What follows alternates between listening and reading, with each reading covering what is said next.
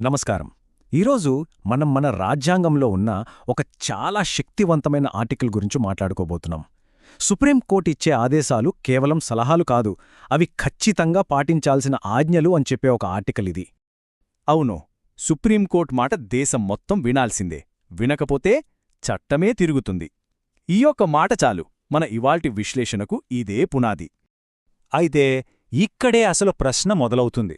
ఒకవేళ దేశంలోనే అత్యున్నత న్యాయస్థానం చెప్పిన మాటను సాక్షాత్తు పోలీసులే, ప్రభుత్వ అధికారులే లేదా ఏకంగా ప్రభుత్వమే పట్టించుకోకపోతే అప్పుడు పరిస్థితి ఏంటి?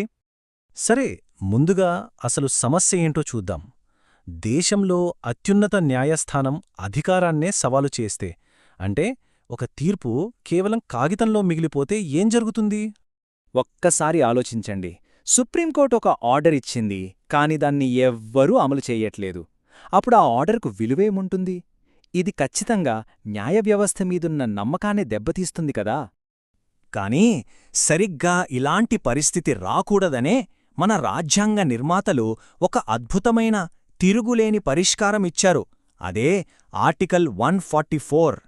చాలా సింపుల్గా చెప్పాలంటే ఆర్టికల్ 144 అనేది సుప్రీంకోర్టు తీర్పులకు అసలైన పవర్ ఇచ్చే ఒక రాజ్యాంగ ఆదేశం అన్నమాట.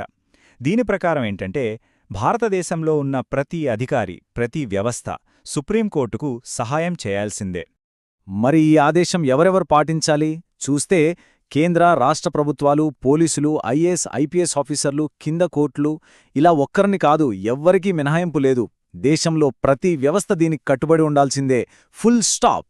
సరే, ఇక్కడివరకు బాగుంది. కాని రాజ్యాంగంలో వాడిన ఆ సహాయంగా వ్యవహరించడమనే మాటకు అసలర్థమేంటి? దాని వెనకున్న ఉద్దేశమేంటో ఇప్పుడు చూద్దాం. సహాయం చేయడమంటే ఆ తీర్పు కాపీని తీసుకొని ఫైల్లో పెట్టేయడం కాదు. మాకు నచ్చలేదు, మేం ఒప్పుకోమని చెప్పడం అస్సలు కాదు. దాని అసలర్థమేంటంటే, సుప్రీంకోర్టిచ్చిన ఆర్డర్ను వెంటనే అమలు చేయడం, దానికి కావలసిన అన్ని రకాల సహాయం అందించడం, ఒకవేళ ఏవైనా అడ్డంకులు ఉంటే వాటిని కూడా తొలగించడం. ఇది చాలా బాగా వివరిస్తోంది కదా. సింపుల్గా గుర్తుపెట్టుకోవాలంటే, సుప్రీంకోర్టు నడిస్తే దేశంలోని మిగతా యంత్రాంగం కూడా దానితో పాటే నడవాలి, అంతే. అసలు మన రాజ్యాంగ నిర్మాతలు ఈ ఆర్టికల్ను ఎందుకు పెట్టారు? దీని వెనుక 3 చాలా ముఖ్యమైన కారణాలున్నాయి. 1. కోర్టు తీర్పుకి బలముండాలి. అమలు కాని తీర్పు వేస్ట్ పేపర్తో సమానం. 2. రాష్ట్రాలుగాని, అధికారులుగాని మేము చెయ్యమని ఎదురుతిరగకుండా ఆపడానికి. ఇక 3వది చాలా ముఖ్యమైనది, రాజకీయ శక్తి కన్నా న్యాయమే గొప్పదని నిలబెట్టడానికి. ఓకే, అంతా బాగానే ఉంది. కాని ఒకవేళ ఎవరైనా ఈ రాజ్యాంగ ఆదేశాన్ని ధిక్కరిస్తే అప్పుడేమవుతుంది? దాని పర్యవసానాలు ఎంత తీవ్రంగా ఉంటాయో ఇప్పుడు చూద్దాం. ఉల్లంఘన అంటే ఏదో పెద్ద యుద్ధం చేయక్కర్లేదు. సుప్రీంకోర్టు ఆర్డర్ని అమలు చేయడంలో కావాలని ఆలస్యం చేసినా, పోలీసులు సహకరించకపోయినా, అధికారులు పట్టించుకొన్నట్టు నటించినా, ఇవన్నీ కూడా ఆర్టికల్ 144 ఉల్లంఘన కిందకే వస్తాయి. మరి ఉల్లంఘిస్తే ఏమవుతుంది? ఇక్కడ చాలా కీలకమైన విషయమేంటంటే, ఆర్టికల్ 144ను ఉల్లంఘిస్తే అది నేరుగా కోర్టు ధిక్కరణ, అంటే కంటెంప్ట్ ఆఫ్ కోర్ట్ కిందకొస్తుంది. అంటే జైలు శిక్ష, ఫైన్ లేదా రెండూ పడే అవకాశం ఉంటుంది. ఇక్కడ గుర్తుంచుకోవాల్సిన మరో ముఖ్యమైన విషయం, ఈ బాధ్యత అనేది ఏదో ప్రభుత్వం మీద కాదు, ఆ ఆదేశాన్ని ధిక్కరించిన ఆ ఒక్క అధికారిపైనే వ్యక్తిగతంగా ఉంటుంది. పర్సనల్ రెస్పాన్సిబిలిటీ అన్నమాట. ఇక ముగింపుకొచ్చేద్దాం. ఆర్టికల్ 144 అనేది ఒక రాజ్యాంగ విధి. దీని ప్రాముఖ్యత ఏంటో చివరిగా ఒక్కసారి చూద్దాం. చాలామంది ఆర్టికల్ 141కి, 144కి కన్ఫ్యూజ్ అవుతారు. తేడా చాలా సింపుల్. ఆర్టికల్ 141 ఏమో సుప్రీంకోర్టు చెప్పిందే చట్టం అని చెబుతుంది. ఆర్టికల్ 144 ఏమో ఆ చట్టాన్ని అమలు చేయాల్సిన బాధ్యత అందరిపైనా ఉందని చెబుతుంది. సింపుల్గా ఒకటి లా అయితే మరొకటి ఆ లా యొక్క ఎన్ఫోర్స్మెంట్. ఇక్కడొక చిన్న టెక్నికల్ పాయింట్ ఉంది.